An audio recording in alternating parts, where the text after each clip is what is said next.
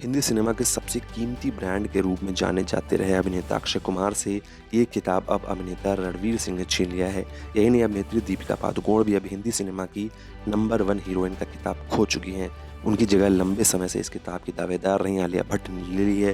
साल 2021 में मिले विज्ञापन और ब्रांड एंडोर्समेंट के हिसाब से हिंदी सिनेमा के 3 और कलाकार देश की सबसे महंगी मशहूर शख्सियतों में शामिल हैं। हालांकि सबसे महंगे ब्रांड के रूप में इस लिस्ट में अब भी पहला नंबर विराट कोहली का ही है, और ये इसके बावजूद कि उनकी ब्रांड वैल्यू में इससे पहले के साल के मुकाबले में 21% की गिरावट दर्ज की गई है। क्रॉल बिजनेस की शाखा डफ एंड फिल्प्स हर साल उन विज्ञापनों का हिसाब किताब रखती है जिनमें मशहूर शख्सियतें दिखाई देती हैं। ब्रांड एंडोर्समेंट्स की इस लिस्ट से ही पता चलता है कि देश में टीवी, अखबारों और होर्डिंग्स पर दिखने वाले विज्ञापनों में किसका सिक्का चल रहा है और किसका सिक्का फीका पड़ रहा है।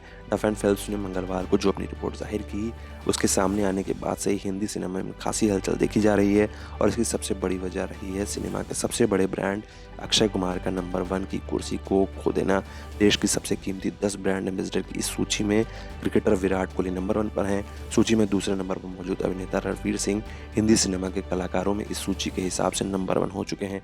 विराट कोहली की ब्रांड वैल्यू इस लिस्ट के हिसाब से करीब 1404 करोड़ रुपए रही, जबकि साल 2020 में उनकी ब्रांड वैल्यू 1797 करोड़ रुपए आंकी गई थी। इसकी मुख्य वजह विराट का भारतीय क्रिकेट की टेस्ट, वनडे और टी20 टीमों के कैप्टन पदों से हटना ही माना जा रहा है। लेकिन दिलचस्प बात यह है कि उनके द्वारा किए जाने वाले विज्ञापनों की संख्या में गिरावट दर्ज नहीं की गई है, और वो अब भी देश में तमाम तरह के सामान बनाने वाली कंपनियों की सबसे पसंदीदा सेलिब्रिटी बने हुए हैं। इसलिए इसकी सबसे दिलचस्प पायदान दूसरी है। बीते साल इस पर अभिनेता अक्षय कुमार ने कब्जा जमाया था, लेकिन इस साल यहाँ कब्जा है अभिनेता रणवीर सिंह का। रणवीर सिंह अब आधिकारिक रूप से हिंदी सिनेमा के हीरो नंबर 1 गए हैं। रणवीर सिंह ने बीते साल जो विज्ञापन किए, उनके हिसाब से उनकी ब्रांड वैल्यू 771 करोड़ रुपए से बढ़कर 1195 करोड़ रुपए हो चुकी है। अक्षय कुमार अब इस सूची में रणवीर सिंह के बाद हैं, और उनके बीते साल की ब्रांड वैल्यू 1056 करोड़ रुपए आंकी गई है।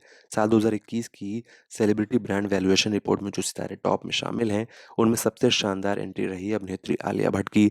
रणवीर सिंह और अक्षय कुमार के अलावा वो तीसरी फिल्म कलाकार हैं जो इस सूची के पहले 5 सितारों में हैं, और हिंदी सिनेमा की इकलौती अभिनेत्री हैं जिन्होंने इस सूची में सबसे ऊंचा स्थान बनाया है। इस रिपोर्ट के मुताबिक आलिया भट्ट की ब्रांड वैल्यू करीब 515 करोड़ रुपए है। उनके बाद इस सूची में नंबर आता है क्रिकेटर एम एस धोनी का, जिनकी ब्रांड वैल्यू 464 करोड़ रुपए के करीब आंकी गई है। सेलिब्रिटी ब्रांड वैल्यूएशन रिपोर्ट 2021 की टॉप 10 सूची में छठे नंबर पर अमिताभ बच्चन है। उनकी ब्रांड वैल्यू इस लिस्ट में दीपिका पादुकोण, सलमान खान, आयुष्मान खुराना और ऋतिक रोशन से भी ज़्यादा आंकी गई है। बीते साल के ब्रांड एंडोर्समेंट्स के हिसाब से अमिताभ बच्चन की ब्रांड वैल्यू 410 करोड़ रुपए है। इसके बाद 7वें नंबर पर दीपिका पादुकोण की ब्रांड वैल्यू करीब 390 करोड़ रुपए। सलमान खान की ब्रांड वैल्यू भी करीब 390 करोड़ रुपए ही है।